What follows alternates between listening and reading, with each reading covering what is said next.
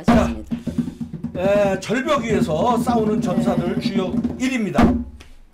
네. 민경욱, 야, 오늘 또 블랙 전사들, 이분들 대단해. 네, 블랙 시위가 우한 갤러리 지금 그 인스타에 가시면 매일 저녁 강남역에서 합니다, 여러분들. 우한 갤러리라고 치시면 나오는데 제가 그 27세 여성 청년이 용기를 내서 했더라고요. 그래서 이렇게 블랙 시위만 이렇게 집회를 하는 것들도 올리고 이렇게 했는데 저도 올렸더니 우한 갤러리에서 와서 좋아요를 누르고 갔어요. 여러분 강남역에서 매일 저녁 6시부터 강남역에서 하니까요.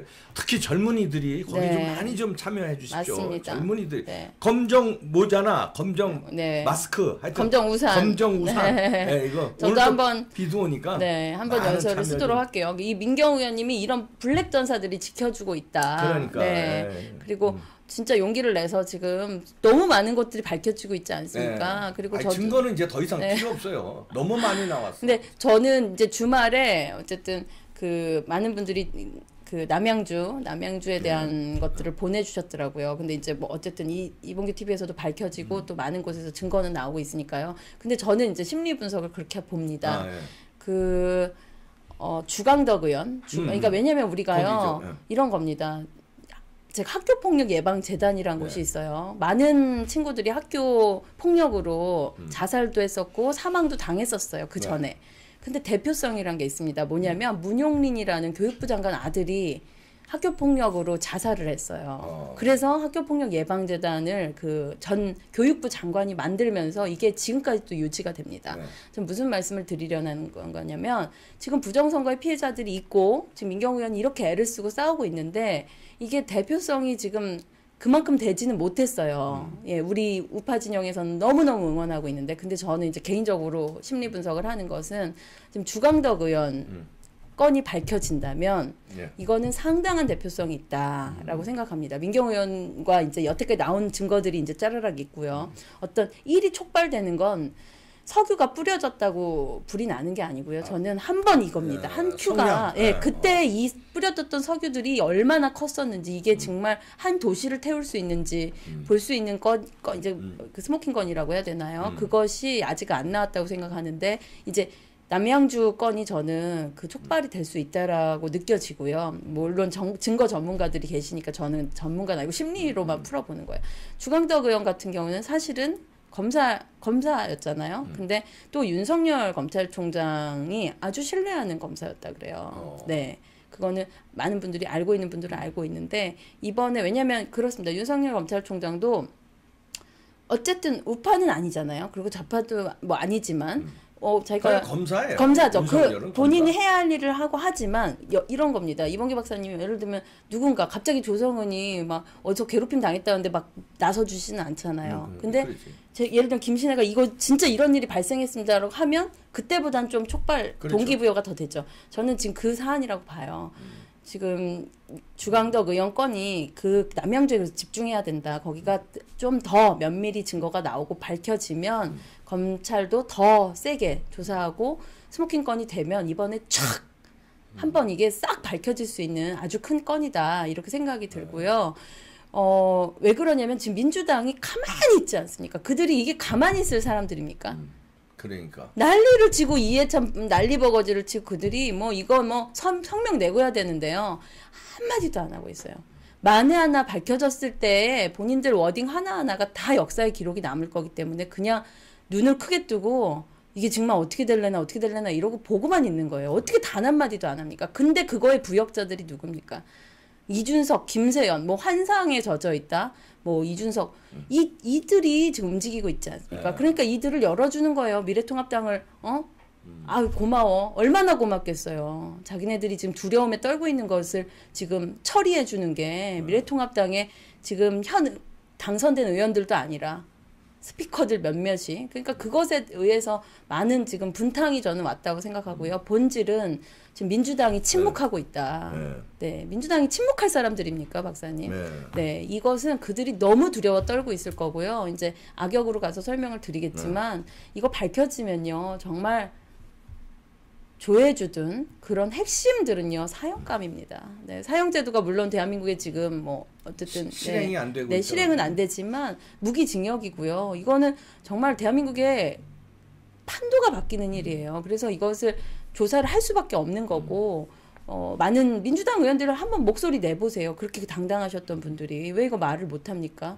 네. 근데 이제 저는 이제 그 좌파들도 좌파들이지만 우파들이 왜 이 부정선거에 대해서 저렇게 네. 달려들지 않을까? 네.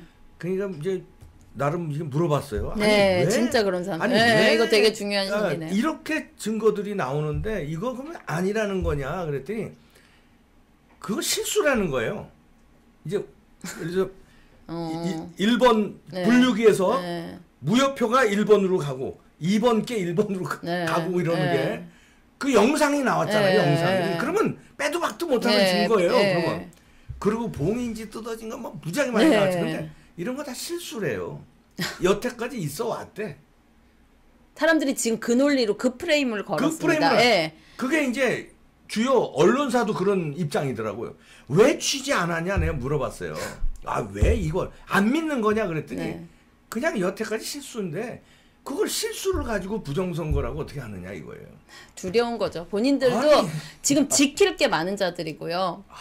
아니 어제 그 CIA 분도 왜냐면 이봉규 박사님 어떻게 이렇게 용기 있게 할 수 있냐.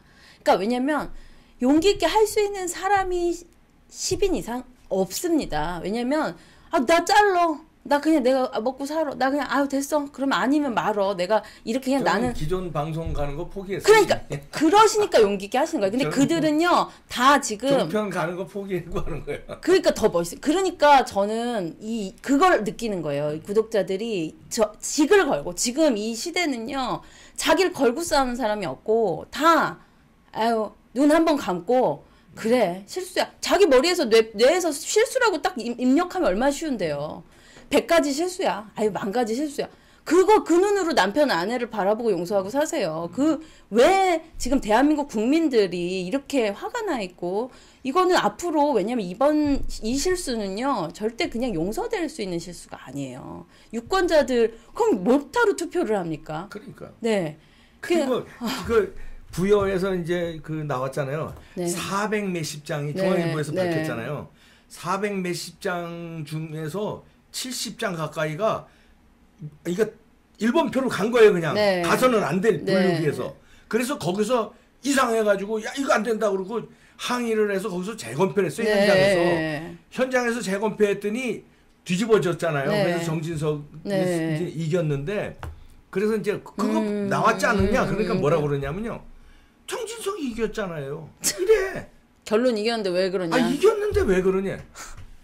와. 아니 이겨서 재검표 했으니까 이겼지. 이걸 만약에 현장에서 네. 다른 데처럼 그냥 넘어갔으면 졌다. 이겼으니까 됐다 그러면 안 되는 거 네. 아니냐. 이겼잖아요. 이렇게 나와. 아니 이게 누구냐면 메이저 언론이 그래요.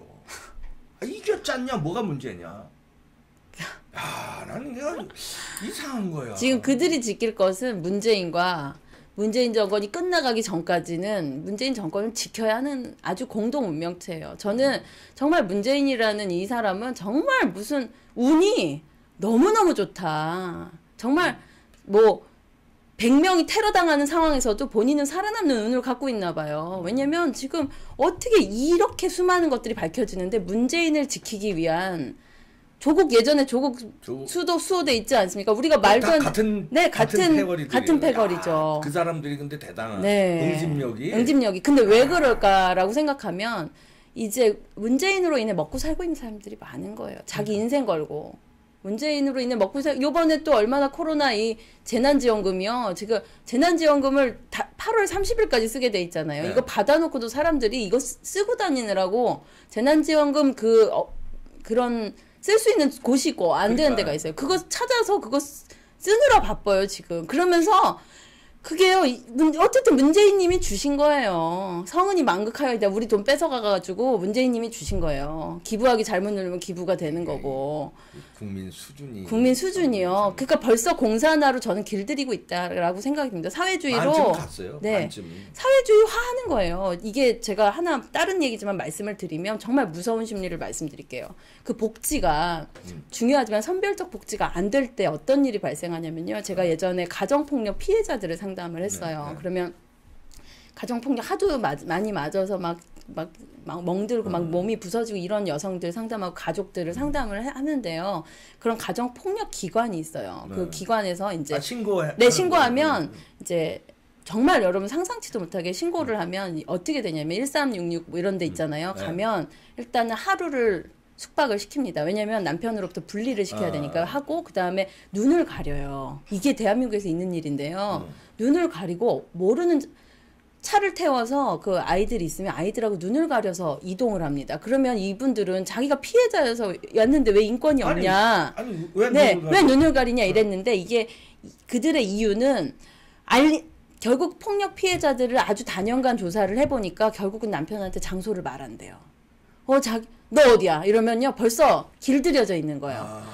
오는데 뭘 받고 뭐 정외과라고 봤고 어딜 봤는데 아마 어디쯤인 것 같아요.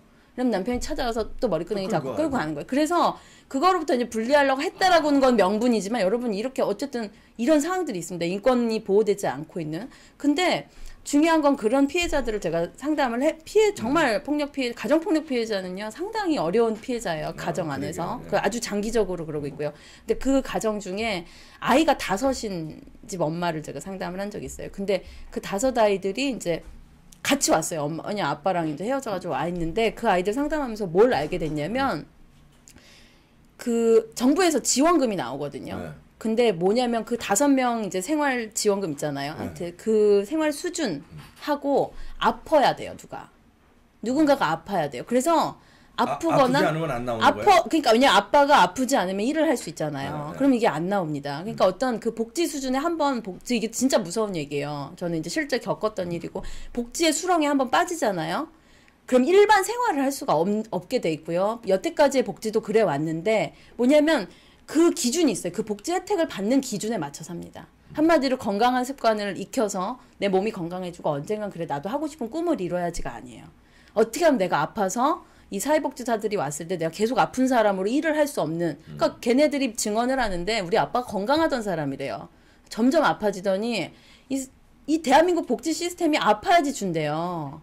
이걸 바꿔야 되는데 저는 지금 이 문재인 정권은 이 복지 시스템 복지의 수렁으로 가기 때문에 더 강력해질 거다. 지금 이 재난지원금 100만 원 갖고도요 사람들이 벌써 맛을 본 거예요. 좋네. 뭐 어차피 지네들끼리 싸우라 그래.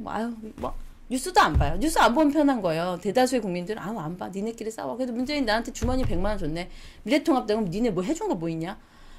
아주 심플하게 이상해지는 거고요. 그 복지 혜택을 받다 보면은요. 절대 그 바닥을 치고 꿈으로 못 올라와요. 그 아이들이 우리 아빠 불쌍하대요.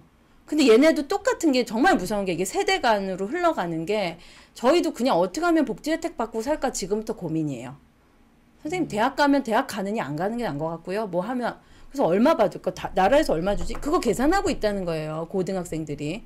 이게 진짜 있는 일입니다. 한번 그 복지 혜택을 받으면요. 왜 일을 해요? 세상 편한 거예요. 계속 주고. 그리고 매 계절마다 뭐 주거든요.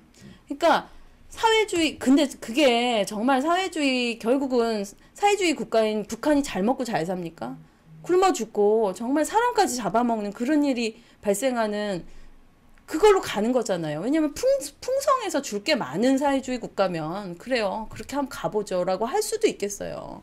근데 결국은 국민 세금 갖고 나라의 경제력을 망치는 일에 저는 이제 그 시작이 되었다. 그리고 이제 복지에 대한 것은 더 커질 거예요. 이제 문재인 정권은 이 현금 살포와 복지 혜택이 얼마나 자기네 정권을 유지시켜주는지를 경험했기 때문에 이제 더 갈 겁니다. 그랬을 때 이 복지 전문가들이 이제 정말 이 한국당도 미래통합당 야당도요. 이제 복지의 정책을 바꿔야 돼요. 그러니까 복지를 없앨 수 없다면 아파야지 받는 게 아니라 아팠다가 대학을 간 자, 아팠다가 건강해져서 뭔가 해보려는 자를 지원해주고 그거에서 독립시키는 저는 복지라는 게 결국 그렇게 가야 하는데 지금 대한민국 복지는 계속 수렁으로 빠진 자들만 함께 이제 그렇게 이제 가는. 만드는데 이제 일반 사람들이 이렇게 이해를 못 하잖아요. 예를 들어서 베네수엘라가 거의 잘 살던 네. 나라에서 저 잘 살던 나라의 그 국민들이 왜 저렇게 망가지는데 저 정보를 내비두나.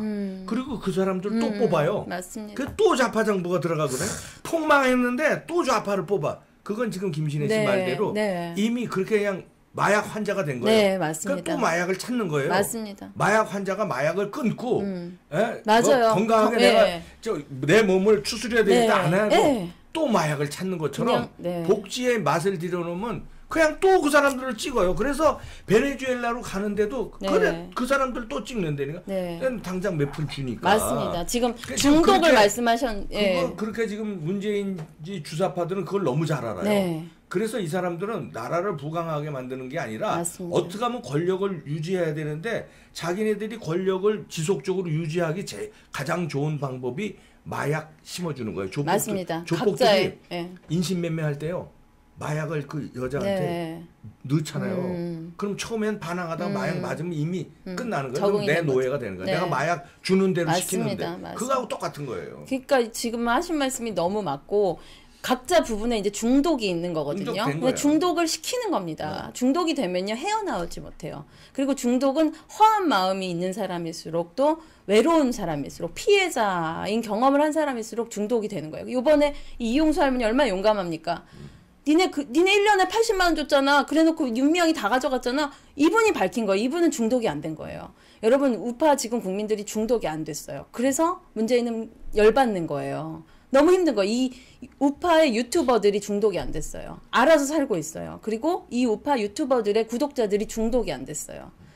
우리 할 말을 하겠다는 거예요. 그리고 아니 댓글들 얼마나 네. 냉기잖아요. 그러니까 여기 중독이 안 된 이 그룹을 어떻게든 탄압이 들어올 거라는 말씀 제가 드리지 않았습니까? 죽이고 싶은 거예요. 오늘 김소연 변호사가 아주 옳은 말 했던데 이준석 같은 경우 계속 우파 유튜버 탄압에 같이 앞장서니까 이준석한테 물어봤대요. 직접 김소연 변호사가. 왜 본인은 유튜버를 그렇게 탄압하면서 유튜버 채널에 나가서 패널도 하고 전화 연결도 하고 했냐.